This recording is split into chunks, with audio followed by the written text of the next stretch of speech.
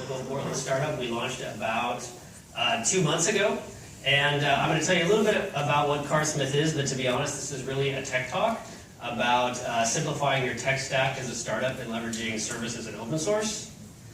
So really quickly, what is Cardsmith? Sometimes we like to say it's a visual project management tool for creatives. If you're the comparative type, I like to call it Trello without borders.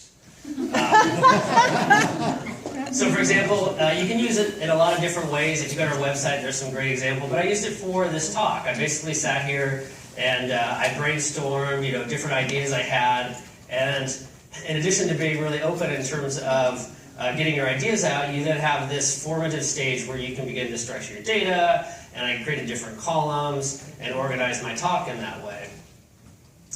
And eventually you can add fields and images and stuff to your different cards. So I like to think about it as a playground for ideas with formative structure. Of course, a lot of people nowadays expect collaborative real-time sharing. So if we just duplicate this tab here, pull it out, let's push that out of the back. This is all about Cardsmith. Can't spell, but that's okay.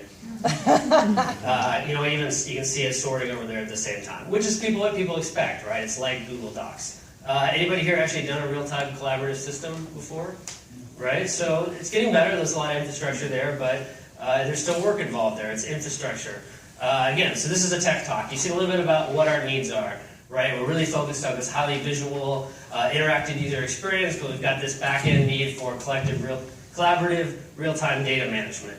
And we made a decision that your UX is a differentiator, and you should focus on that over infrastructure, which more and more is a commodity. So, how did we do that? This is something I'm calling our simple startup stack, and I'll go over this really quick. On our back end there, we're using Firebase, which is owned by Google now, real-time data as a service. But you'll also notice that they provide an SDK, so they're going into the client. You don't have to do a data access layer. And they also offer over on the left there hosting. So they do our CDN and our SSL for us.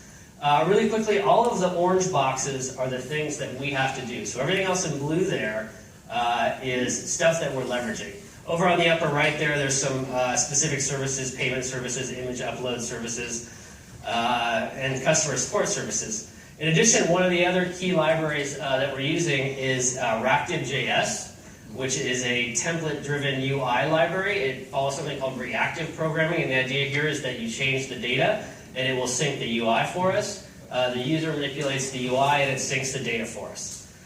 We did our best to go for a zero backend. However, we did end up running a small Node.js service, a little glue service that had to pass some data around on the back end. A little bit more about Reactive.js. Came across this great quote the other day on News Y Combinator, the best kept secret in web development. This board, by the way, is going to be available if you want to come look at some of these resources. Wanted to give you a quick look at the code, right? We're going to get a little geek here and show some code. This is a simple hello world example, but the idea here is to show the simplicity with which you're saying, look, I've got this template, I've got this data, go bind it for me, and that frees us up to do more interesting things in the UI, to add more complexity and interesting things that's going to differentiate our app from other people out there. Likewise, Firebase, can't say enough about how good they've been. Like I said, they're part of Google. Again here, same kind of pattern.